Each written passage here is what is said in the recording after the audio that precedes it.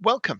So last week we talked about what was the biggest challenge in facilitation right now, and we asked what else was new. And there was some interesting chat that we saw online. We saw people talking about ways of ensuring that everyone was included, using a matrix as people check in and check out. And we addressed some of the old problems around how to know what's happening in a breakout room when you're there. And my thought was that, well, it's kind of a parallel to what we did already. I was always awkward knowing whether going into a room or not, but certainly setting the rules out in advance help.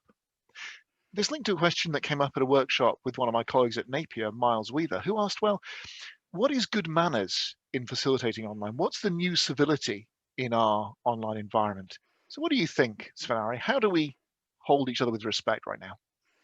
It's a very interesting question. I think that also we need to take into account different cultures. So my guess is that the UK culture and the Norwegian one would differ.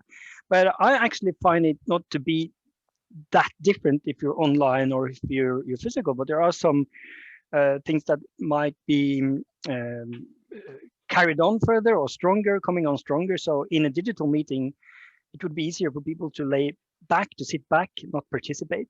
This is a known problem for also physical events, but how do you bring these people on board politely? And as we are online, some people have reported that they feel that you come up very personal and strong in the midst of the picture when you are addressing them. So it's an interesting question. I think it's timely to think about how you behave and how to be kind of civil when you're facilitating online.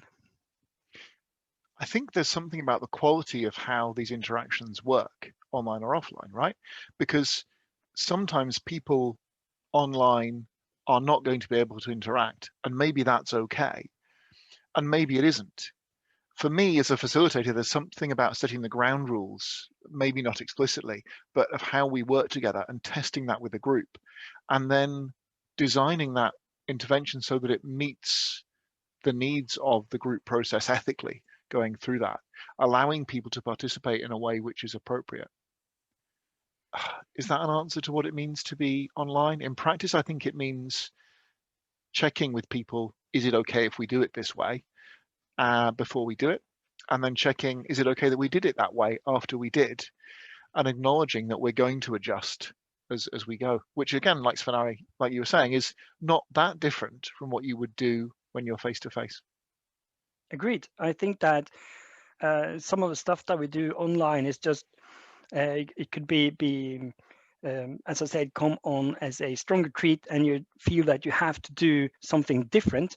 But I'm not quite sure that it is. But I think that setting the tone, making a safe space where it's okay also to talk about this and how to react on each other is always a good tip.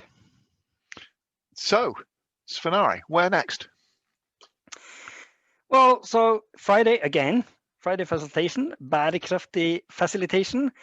We will still not give you all the treats on this word Bærekraftig, but we are getting there. So we'll just give a tip to people and give us your next insights on facilitation that we could discuss, and we'll probably, maybe next time, give you a clue on what Bærekraftig means.